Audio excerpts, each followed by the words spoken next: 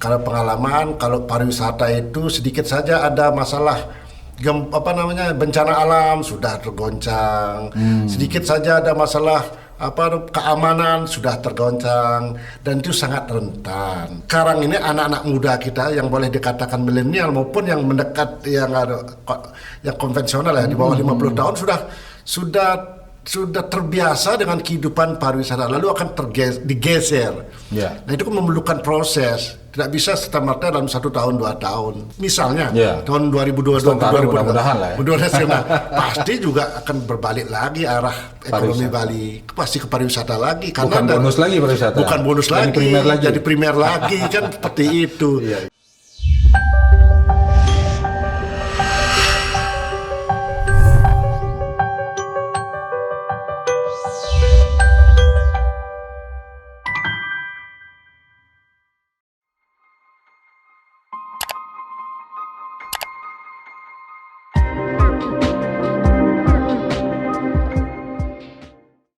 Pemirsa Semesta Bali Channel, bertemu lagi dengan saya Gus Purbe dalam podcast Semesta Bali Channel, Harmoni Bali Menuju Era Baru. Saya minta izin buka masker nih karena sudah vaksin dan jarak kita juga sudah cukup jauh ya. Jadi hari ini kita akan berdiskusi, ngobrol santai tentang ekonomi, khususnya ekonomi Kerti Bali. Dan untuk itu telah hadir di studio seorang pengamat ekonomi, beliau juga adalah seorang akademisi, beliau dekan di Fakultas Ekonomi di Universitas Pendidikan Nasional. Kemudian beliau juga adalah seorang RCE BNI Wilayah 8 dan banyak lagi. Artinya kapasitas beliau itu tidak perlu lagi dipertanyakan. Hadir di studio. Selamat sore Rajang. Selamat sore Profesor Ida Bagus Rakeswardana. Izin buka masker. Oke, deres tuh Haji. Selamat sore Kamar Rajang, Prof. Penapi Gantra. Selamat sore, sehat, baik, hadir becik. Yang panggil Prof aja ya, biar lebih ini. Baik Prof. Sekarang ini kan kita sedang berbicara, ingin berdiskusi tentang ekonomi nih, ini berat ngeri-ngeri sedap ini. Terkhusus masalah ekonomi Kerti Bali. Nah, menurut Prof, ekonomi Kerti Bali itu seperti apa sih? Apa sih itu ekonomi Kerti Bali? Biar pemirsa Semesta Bali Channel bisa tahu. Pada intinya ekonomi Kerti Bali itu mengharapkan atau konsepnya agar masyarakat Bali itu sejahtera, itu intinya. Kenapa? Karena dalam situasi seperti sekarang ini ternyata terbukti bahwa sektor yang selama ini mendominasi perekonomian Bali yaitu pariwisata itu sangat rentan. Sehingga konsep pemikiran ini dari pimpinan puncak di Bali digeser gitu. Apalagi disebut dengan transformasi lah, berarti tadi transformasi diusahakan menjadi yang berbeda dengan yang lalu. Yang dulu sudah ada tapi tidak maksimal sekali, sekarang diutamakan gitu. Sehingga pariwisata menjadi bonus saja, konsepnya seperti itu. Oke. Berarti ekonomi Kerti Bali ini adalah sebuah konsep ekonomi baru, anggap seperti itu Prof. Ekonomi baru, era baru. Nah, kalau memang dia sebuah konsep, tentu kita boleh mengkomparasi lah mengkomparasi bahwa konsep ekonomi Kerti Bali ini dibandingkan dengan konsep ekonomi yang sudah berjalan existing atau konvensional anggaplah yang sudah berjalan, secara mendasar di mana sih perbedaannya, Prof? Pada dasarnya kalau kita lihat perbedaannya tidak begitu banyak, karena Bali sudah mempunyai Perda nomor 6 tahun 2009 tentang rencana pembangunan jangka panjang Bali, PJM-nya Bali. Lalu berikutnya direvisi lagi Perda nomor 2 tahun 2019 kalau tidak salah, itu sudah masukkan Satkerti. Nah, problemnya adalah masih pada saat itu industri pariwisata menjadi yang utama, primadona, dan itu memang benar. Kita lihat kontribusi pariwisata dan turunannya terhadap PDRB Bali hampir boleh katakan 70%, 66,85% kalau tidak salah. Tinggi ya? Tinggi sekali, yang lain 15-an, 16%. Primernya malah 15 sekian persen. Wah. Padahal itu dulu sebelum tahun 90-an kan itu yang utama. Primer ini ya. Primernya pertanian, perikanan, kelautan, kebunan kan begitu. Berarti sekarang dengan pemikiran Pak Gubernur sebagai konseptor lah, saya anggap ini konseptor daripada ekonomi Kerti Bali ini, beliau ingin mengembalikan konsep perekonomian Konsep kejayaan seperti yang zaman Ya. dulu. Nah, oke, kita mengapresiasi dalam hal itu. Cuman pertanyaannya sekarang, kalau kemudian anggaplah ini ekonomi Kerti Bali ini memiliki karakteristik kebalian seperti itu dah, kebalian artinya nuansa Balinya. Apakah ini bisa diadopsi dengan teori-teori ekonomi modern, Prof, kira-kira? Kalau kita kaitkan dengan ekonomi modern bisa tidak dan bisa iya. Konsep ini sama dengan konsep teori kan. Teori itu tentu berbeda bisa dengan kenyataan. Kalau dalam ilmiahnya disebut dengan Dasein dan Das Holland. Jadi antara harapan dan kenyataan. Harapannya tinggi, tahu kenyataannya berbeda. Tapi ini adalah konsep yang tentunya sudah terpikirkan karena apa? Karena pengalaman. Kalau pariwisata itu sedikit saja ada masalah bencana alam sudah tergoncang, sedikit saja ada masalah keamanan sudah tergoncang, dan itu sangat rentan. Problem berikutnya dalam implementasi kan tidak bisa menggeser kebiasaan. Habit kan sekarang ini anak-anak muda kita yang boleh dikatakan milenial maupun yang mendekat yang konvensional ya, di bawah 50 tahun sudah terbiasa dengan kehidupan pariwisata, lalu akan digeser. Nah itu kan memerlukan proses, tidak bisa serta-merta dalam 1 tahun 2 tahun seperti itu. Apalagi misalnya pandemi ini tentu sirna. Misalnya tahun 2022 mudah-mudahan lah ya. Pasti juga akan berbalik lagi arah ekonomi Bali, pasti ke pariwisata lagi karena bukan bonus lagi pariwisata. Bukan bonus lagi, jadi primer lagi kan seperti itu. Kecuali misalkan dari sisi budget push di pertanian sehingga menjadi daya tarik yang luar biasa. Misalnya itu kan tidak mungkin karena lahan kita sangat kecil, sangat sedikit. Kalau di Jepang petani bisa punya 50 hektar, 10 hektar. Kita paling banter 30 hari. Itu masalah juga itu problem juga kalau kita mengandalkan seperti itu.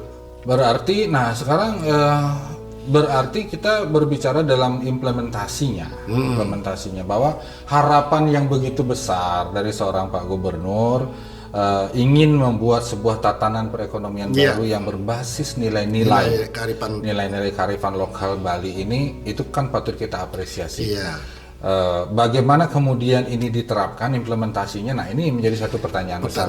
Seperti apa sih implementasinya? Tentu harus ada program-program ataupun strategi yang berbeda dengan seperti biasanya. Itu harus terpikirkan dan harus dilaksanakan dengan baik. Misalkan contoh akan kembali ke pertanian, konsepnya seperti apa kan itu ada rinciannya, saya apal-apal banget.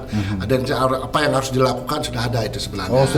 Sudah dijabarkan dalam cukup rinci dalam bab berikutnya, dalam buku terakhir dari buku beliau, dan sekarang dipelaksana kan gitu sekarang. Kan itu kan konsep, lalu siapa melaksanakan itu belum jelas. Saya waktu itu mengatakan bahwa ini harus jelas siapa pelaksana dan target waktu. Kan itu kalaupun misalnya outcome-nya belum kelihatan dalam program itu, tapi paling tidak ada tenggat waktu kapan dilaksanakan. Kan tidak hanya pertanian saja diutamakan, ada juga IKM, UMKM, itu kan sudah keunggulan Bali sebenarnya. Yang masa lalu dalam tanda petik belum maksimal digarap. Ada juga digital. Kan sekarang ini kan era digital itu juga menjadi konsepnya era balunya Pak Gubernur. Itu kita patut apresiasi. Itu kan artinya kembali lagi tentang itu, berarti harus ada politik anggaran. Pariwisata sebagai bonus mungkin akan tersisakan lagi dalam hal ini gitu. Berarti menurut Prof, kalau saya tangkap artinya konsep ini udah bagus. Berarti kemudian yang menjadi masalah adalah tantangannya adalah pada saat implementasinya. Bahwa di implementasi itu ada banyak hal yang akan kita hadapi. Nah, ini tidak hanya tidak bisa diselesaikan secara teori, tetapi juga ada keberpihakan politik dan lain sebagainya kan begitu ya. Keberpihakan ada juga, termasuk juga bagaimana pendanaannya dari sisi pemerintah, Politik anggarannya politik berarti. anggaran. Lalu berikutnya Iya, dari iya. networking dengan terintegrasi dengan perbankan kan itu. Iya. Itu semua harus nyambung semua. Nah, gitu. mumpung Prof ini di BNI, ini kira-kira BNI punya program yang Ada support nggak? kur untuk petani ada Ya, kok, ada. tapi tugas pemerintah untuk mendekat ke sana ya, Prof? Iya, kan itu kan harus juga ada BI di sana, bagaimana OJK juga ada di sana kan itu. Ya. Artinya program-program yang diinginkan oleh beliau untuk menggeser dalam tanda petik konsep program ekonomi pariwisata ini menuju ke ekonomi yang kreatif Bali ini tidak hanya secara teori saja, tetapi harus ada tantangannya justru di implementasinya. Salah satunya politik anggaran dan lain sebagainya. Baik. Nah, kalau berbicara tentang tantangan, Prof, tantangan ini tadi kan salah satunya nih era milenial nih. Nah, kira-kira selain masalah tanah yang sedikit dan lain sebagainya, kalau sekarang menurut pandangan Prof, menjadikan anak muda kita ini bangga menjadi petani sesuai dengan keharapan konsep ekonomi ini gimana nih, Prof? Ada yang bisa. Ada yang bisa. Ada salah satulah Agung Wedatama itu. Pernah dengar nama itu, yaitu tentang pemuda Bali, petani petani muda keren. Oh, petani muda keren. Mungkin Pak Gus belum itu sangat apa namanya, yang di Bali Barat futuris itu ya. Nah, di Bali Utara, beliau itu anak muda yang umur tidak lebih dari 35 tahun, punya konsep pertanian yang luar biasa. Jadi beliau itu menanam, memproduksi produk yang dibutuhkan dulu. Siapa yang dibutuhkan masyarakat, dan lengkap itu semuanya pakai digital. Saya pernah lihat filmnya, kebetulan saya jadi moderator pada saat dia jadi pembicara, bagaimana pengaturan air menggunakan smartphone. Bagaimana menanam itu, kapan harus ada lihat pencahayaan, semuanya sudah dengan digitalisasi. Mungkin seperti itu. Terlebih lagi kalau kita lihat luas lahan yang dimiliki anak-anak muda kita kan kecil. Apakah bisa dengan hanya satu area? Kan itu juga pemikiran yang perlu dipikirkan juga itu. Berarti di situ kan ada knowledge ya. Dan teknologi ya, knowledge dan teknologi. Knowledge. Berarti tantangan daripada konsep ekonomi kreatif Bali ini salah satunya adalah knowledge. Bagaimana memberikan sebuah pengetahuan baru ya, tidak tentang bertani, tentang peternak. Jangan sampai berpikir bahwa pertanian ini seperti dulu lagi kan itu sekarang. Merubah itu yang dengan penuh dengan lumpur dan segala macam. Sekarang sudah tidak. Kalau di petani muda kerennya Agung Wedatama ini bagian seperti anak-anak muda biasa, pakai jin, pakai dengan smartphone. Tampilannya udah beda lah. Dan seperti itu mungkin, tapi kan itu seperti yang tadi saya katakan, harapannya seperti itu, penyerapannya. Dasen-dasolan kembali ya. Tapi minimal kita punya harapan lah. Bagaimana kemudian kita mengimplementasikan itu, itu perjuangan kita bersama. Oke, tadi kalau kita bedah nih, konsep ekonomi Bali Kerti ini, di situ kita bawa ke foundingnya Pak Koster nih. Pak Koster. Pertama tadi knowledge ini sudah sempat disampaikan. K-nya knowledge. Setelah knowledge, organize. Organize-nya. Kan butuh kelembagaan. Setelah ada sebuah pengetahuan, kalau tidak dilembagakan dengan baik, ini konsep-konsep ini seperti apa itu, Prof? Saya kira kita kan sudah punya dinas-dinas yang terkait. Ini harus gerak juga, gerak juga, tidak lagi seperti dulu lagi birokrasi itu hanya menghabiskan anggaran, tapi outcome harus dilihat. Kalau dulu kan budgetnya berapa, hanya sekedar berapa dia habis anggaran itu, tapi outcome belum pernah dilihat sama sekali. Itu yang penting sekarang ini. Digeser ke sana, karena Pak Presiden juga harus itu dilihat, tidak hanya sekedar menghabiskan anggaran. Apa outcome dari anggaran yang setelah itu apa? Benarkah pemuda itu jadi petani yang benar misalnya? Itu harus juga diukur. Nah, ini harus terorganize dengan baik. Dan ada ukuran baru, makanya ketika saya mengkritik buku itu harus ada outcome-nya juga. Seperti apa kan itu? Kalau di kampus itu jelas, kalau sudah tamat tidak hanya menamatkan saja sekian ribu tertampung nggak dia digunakan? Nah, itu baru biasa seperti itu. betul. Setelah kita berbicara O-nya, organize-nya, sekarang kita berbicara strength-nya, kekuatan atau semangatnya. Bagaimana mempolakan agar semangat untuk menggelorakan konsep ekonomi ini yang baru ini berjalan?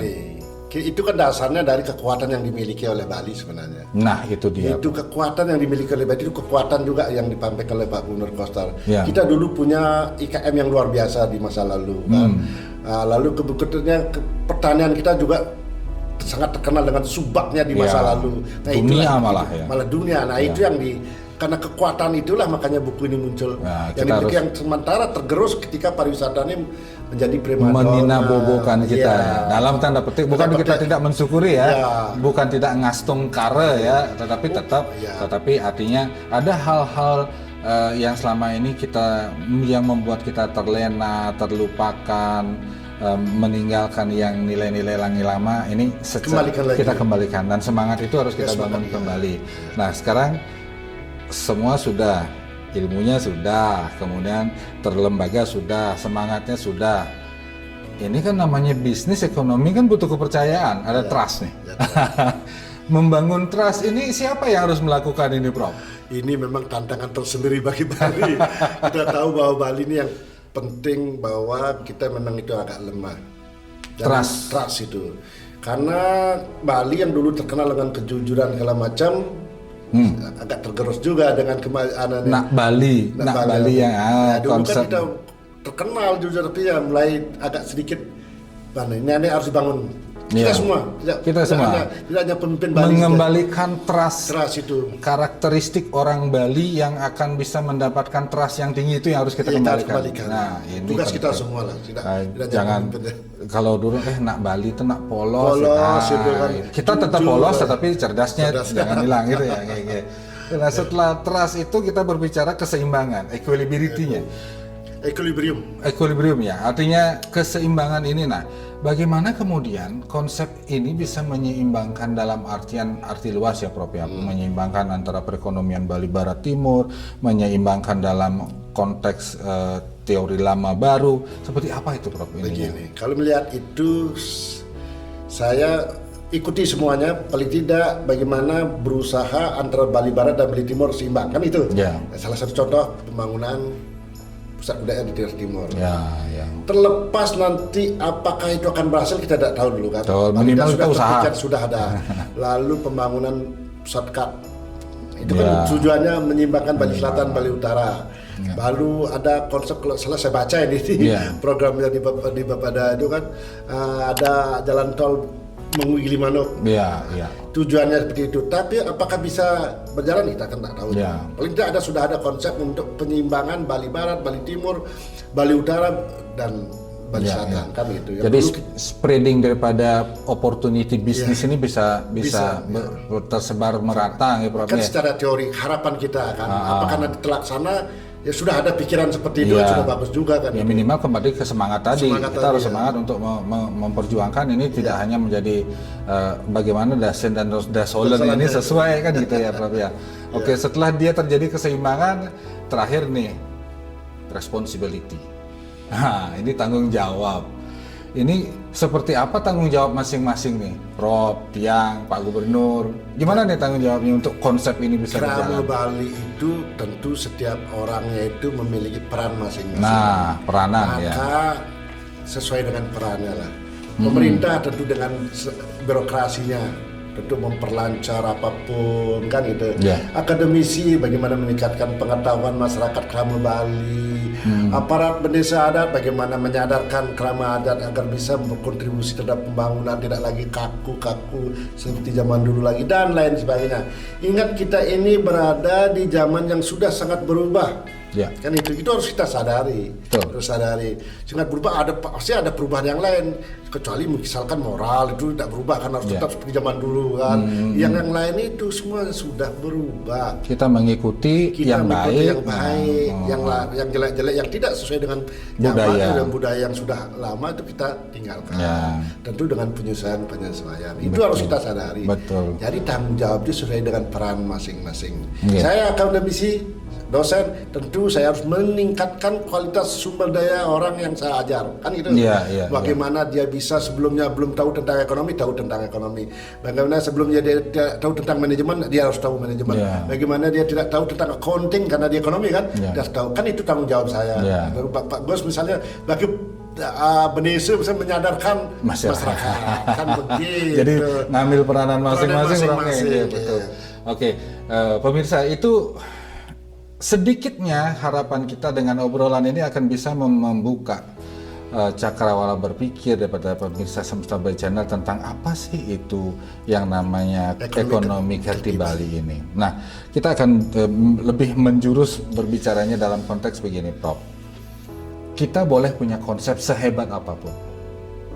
Konsep ekonomi kreatif Bali ini hebat luar biasa karena mengadopsi dari nilai-nilai masyarakat Bali.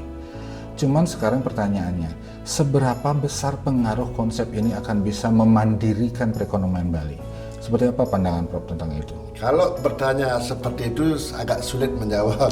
Karena begini, apapun itu kalau itu kita membayangkan yang akan datang kita tidak bisa. Sama dengan pandemi ini. Pertanyaan, kapan akan selesai? Masih sulit menjawab kan? Kita tidak tahu. Tapi paling tidak konsep ini merupakan awal untuk bagaimana pemikiran dari pemimpin Bali mensejahterakan masyarakat Bali. Itu artinya sudah ada konsep harapan daripada tidak ada sama sekali. Misalnya begini, Prof, katakanlah misalnya konsep Bali kreatif Bali ini, ekonomi kreatif Bali ini penerjemahannya di pelaku usaha pertanian gitu misalnya. Seberapa besar sih ini membantu pelaku ekonomi ini dibandingkan dengan konsep yang lama dan yang baru, yang ini seperti apa sih, Pak? Kayak begini, kan tadi sudah saya katakan sekarang politik anggaran kan. Nah, apakah ada bantuan dari petani misalkan, contoh dari segi bibit, dari segi bagaimana misalkan ke organik, apakah petani mampu menghasilkan produk-produk organik? Kalau tidak tahu, tidak mampu atau tidak tahu, ajari, kan itu konsepnya. Berikutnya bibitnya gimana, lalu pupuknya gimana, kan seperti kalau misalnya organik apanya yang harus diutamakan. Tentu itu adalah salah satu keberpihakan yang seperti tadi katakan itu. Berarti sekarang ini kan kembali kepada pemerintah sebagai salah satu stakeholder, minimal men-triggering lah, memicu, memulai agar konsep ini bisa terimplementasi di masyarakat dengan sekian banyak tantangan yang akan kita hadapi. Salah satunya politik anggaran kan gitu, Prof. Politik anggaran. Berikutnya adalah perubahan mental dari para birokrat. Kan itu yang penting. Kalau dulu mungkin seperti yang saya katakan hanya menghabiskan, karena bisa harus apapun yang dilakukan yang menggunakan anggaran harus ada hasil kelihatan, kan gitu. Ada outcome yang bisa ditunjukkan. Gitu. Bukan hanya sebatas membuat program tanpa ada sebuah outcome yang kalau ukurnya outcome. Berani nggak itu, Prof? Nah, itu sekarang tergantung pimpinan kan. Kebijakan kembali kebijakan politik pimpinan Tetapi kalau memang menginginkan ini jalan, itu harus jalan kan. Nggak itu bisa kalau tidak. Kalau itu kan kembali menjadi macam kertas. Hanya konsep di awang-awang, hanya teori-teori yang di awang-awang. Berarti ini konsep ini udah baik, tetapi butuh lanjutannya itu adalah dorongan politik dan keberanian untuk mengambil sebuah decision oleh pimpinan, kan seperti itu, Pak. Jadi ini luar biasa sekali. Tetapi minimal dari semua yang ada ini, beliau sudah rangkum menjadi sebuah konsep ekonomi yang beliau namakan sebagai ekonomi kreatif Bali. Nah, sekarang pertanyaannya, Prof. Dalam kondisi pandemi, ini kalau kondisi tidak pandemi, mungkin ceritanya akan sedikit berbeda. Tapi dalam kondisi pandemi, kira-kira konsep ini bisa menjawab tantangan Bali ke depan nggak, Prof? Ya, seperti jawaban saya tadi, kalau sekedar menjawab tantangan yang belum tentu bisa dijawab, bisa tidak kan. Tapi begini, APBD Bali tidak begitu sangat terpengaruh, meskipun turun, tapi tidak Pasti turun. meskipun turun. Karena apa? Karena APBD kan Bali provinsi kan datangnya dari bea BNKB. BNKB. Lalu yang itu pasti pas orang punya mobil dan lain pasti terbayar. Ya. Meskipun itu tidak dikasih dan pengenaan denda, tapi terbayar kan. Pasti berusaha tetap bayar. Yang paling kena itu tentu adalah kabupaten kota yang sangat mengandalkan dari yang namanya PHR, pariwisata ya. Itu yang pasti kena. Itu baru agak sulit. Tapi kalau provinsi turunnya dikit, karena push kepada program-program itu yang dulu mungkin misalkan saya contohkan 5 triliun, dulu mungkin ke bidang itu, ke sektor itu cuma 2 triliun, geser sekarang yang lain menjadi 3 triliun ke sana kan bisa itu. Kalau itu makanya saya tadi katakan politik anggarannya bagaimana, apakah sudah ada link dengan DPRD yang akan ikut menyetujui politik anggaran itu. Betul. Jadi ada link and match ya, Prof ya, antara eksekutif dengan legislatif, tidak nyambung, percuma juga. Eksekutifnya seperti ini, maka legislatifnya mendukung program itu kan gitu. Dalam konteks sebagai sumber pendapatan, kita kan di sini sebenarnya kita agak apa ya, Prof ya, boleh dikatakan miris lah untuk Provinsi Bali sebagai dalam konteks sumber pendapatannya dari pajak kendaraan bermotor.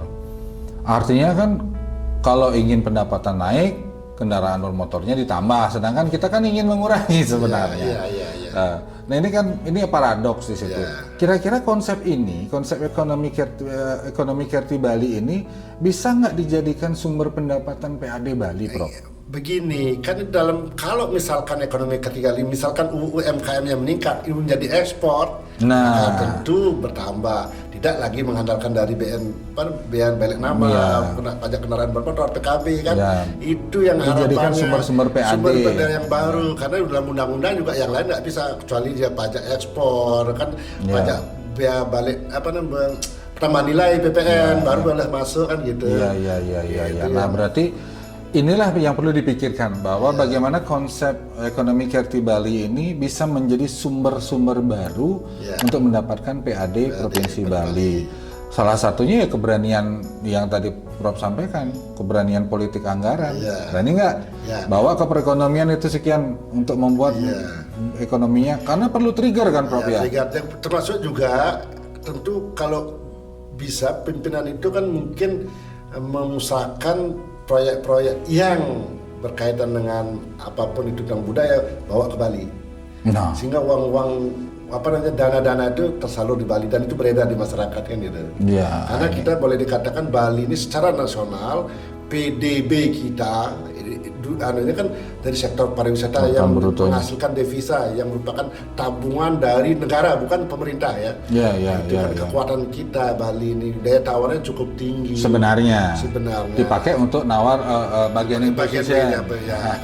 Itu salah satu caranya kembali ke itu kan political will juga ya, Bro ya. Nah tapi tentu kita sangat berharap bahwa apa yang menjadi pemikiran pimpinan kita dalam konsep perekonomian ini yang disebut dengan ekonomi Kerti Bali ini bisa betul-betul mengkertikan Bali kan gitu ya, mengkertikan krama Bali dan seluruhnya mengkertikan, mensejahterakan. Walaupun ini memang ya kita harus akui bahwa tantangan untuk menjadikan itu, mewujudkan itu kan tidak sedikit ya, tidak mudah ya. Itu yang tentu kita secara bersama-sama, kita pemirsa Semesta Bali Channel ini harus bisa memahami bahwa konsep ini tidak akan pernah bisa berjalan tanpa dukungan masyarakat. Dukungan masyarakat akan terjadi apabila ada pemahaman ini apa nih konsep ekonomi Kerti Bali ini apa nih, artinya konsep ekonomi yang dibangun berdasarkan nilai-nilai yang memang sudah ada sudah ada di masyarakat Bali nilai nilai misalkan keterampilannya, kebudayaan orang Bali. Itu yang dibangkitkan lagi. Pertanian. Iya itu. Gitu. Nah kalau ini bisa dikembalikan karena gimana pun juga sebenarnya yang kita jual itu kan sebenarnya nilai-nilai ini. Nilai itu yang awal dulu kan itu. Iya. Yang menjadi menarik pariwisata itu kan pariwisata itu ya. Bali dulu kan kebudayaan yang zamannya Pak Dubes Madre. Iya. Almarhum beliau mengatakan pariwisata budaya kan Iya, itu. iya. Dan ingat bukunya Pak Gubernur ini di halaman pertama di halaman kulit itu mengutip lontar batur kelewasan. Itu menyatakan bahwa itu seperti bisame leluhur Bali yang mengatakan jangan engkau rusak alam, jangan engkau rusak laut dan sebagainya. Kalau itu diterapkan dan itu menjadi diikuti oleh pimpinan pimpinan maksudnya eksekutif dan legislatif ya di Bali dan tentu diikuti oleh masyarakat. Selamatlah Bali ini. Luar biasa. Tapi ya, apakah itu bisa terlaksana? Kembali ke responsibility ya. Ini menjadi responsibility kita bersama bahwa sebagus apapun konsep, kalau tidak bisa diterapkan kemudian tidak didukung oleh seluruh stakeholder yang ada, baik pemerintah, masyarakat, pelaku ekonomi dan sebagainya, semua akan menjadi sia-sia kembali. Harapan kita adalah bagaimana konsep ini bisa berjalan dan memang betul-betul mensejahterakan masyarakat Bali, memandirikan masyarakat Bali. Jadi Jadi menurut Tiang bahwa tantangan ini memang berat sekali. Kita ya sama-sama kita akui lah itu berat banget. Tetapi bukan berarti kita harus nyerah kan, ya? Begitu. Ya, minimal sekarang ada target. Ada. Ya. Nah, target penerapan ekonomi ini di tahun ini apa? Di tahun ini apa? Makanya harusnya ada ada target capaian tiap tahun. Apakah itu dalam bentuk output dulu misalkan, outcome kan tidak bisa serta-merta langsung. Itu harus ada tercantumnya. Itu salah satu yang belum ada di dalam buku ekonomi. Nah, itu. Jadi kita ingin menyempurnakan apa yang menjadi konsep beliau, bahwa di sana harus juga disebutkan ada semacam timeline daripada penyerapan daripada konsep ini ya, Prof. Ya. Kalau nggak gitu kan nanti kita tidak punya border nih. Kapan sampai kapan, sejauh mana sudah diterapkan, bagaimana penerapannya, kendalanya di mana. Sehingga kalau tidak ada sebuah target yang kita tetapkan mungkin akan menjadi baur, menjadi bias kembali. Karena itu dalam manajemen modern memang harus ada target yang untuk mengukur keberhasilan itu. Salah satu parameter untuk mengukur itu adalah target. Nah, pencapaiannya apakah itu tercapai? Kalau dalam istilah modern key performance indicator. Kembali ke KPI ini. Jadi saya kembali ingat belajar ekonomi nih, Bro. Jadi tentu artinya seperti teori ekonomi juga kita menginginkan Bali ini perekonomian Bali ini menjadi kuat. Artinya menghadapi terpaan itu, entah itu bom Bali, entah itu isu penyakit pandemi sekarang ini yang kemarin kita bersandar rely pada satu sektor, itu kan sudah menjadi sebuah pembelajaran ya Prof ya. Sehingga sekarang digeser nih ke konsep-konsep baru dengan segala tantangannya nih. Ya oke lah. Apapun itu kalau kita mungkin saya meminjam istilah substance over form ya. Substansinya yang penting. Mau formatnya, ekonominya seperti apa, yang penting substansinya mensejahterakan masyarakat Bali kan. Karena baik, pemirsa Semesta Bali Channel. Artinya kita sudah berdiskusi dengan beliau tentang seperti apa sih konsep daripada ekonomi Kerti Bali ini yang disusun oleh Bapak Gubernur berdasarkan beliau menggali nilai-nilai luhur yang ada di Bali ini. Sadkerti ada 11 elemen yang beliau jadikan parameter, kemudian diterapkan di dalam 6 kebijaksanaan atau 6 Sadkerti Bali itu. Sat sebenarnya tetapi tetap aja jumlahnya ada 6 kan gitu ya. Semoga ini menjadi sebuah terobosan, menjadi sebuah konsep baru yang mengembalikan semangat daripada masyarakat Bali untuk berekonomi cara nak Bali. Modern tetapi tidak melupakan nilai-nilai nak Balinya, kan demikian Prof. Ya. Baik, terima kasih. Jadi demikian pemirsa Semesta Bali Channel, obrolan santai kita dengan Prof.nya untuk sedikit membedah. Mungkin banyak lagi yang terkandung di dalam ekonomi kreatif Bali itu, tetapi kita sedikit membuka bagian-bagiannya yang sehingga nanti harapannya adalah bisa memberikan sebuah pemahaman baru kepada masyarakat, pada pemirsa Semesta Bali Channel tentang apa itu konsep ekonomi kreatif Bali. Jangan lupa untuk men-like, men-komen, dan men-subscribe daripada channel Semesta Bali Channel ini. Sehingga dengan demikian kita akan bisa semakin berkiprah untuk berperan di Bali, minimal untuk memberikan informasi-informasi yang dibutuhkan, yang sekiranya bermanfaat untuk pemirsa Semesta Bali Channel. Demikian dari saya, kita tutup dengan Parama Santi. Om Santi Santi Santi Om.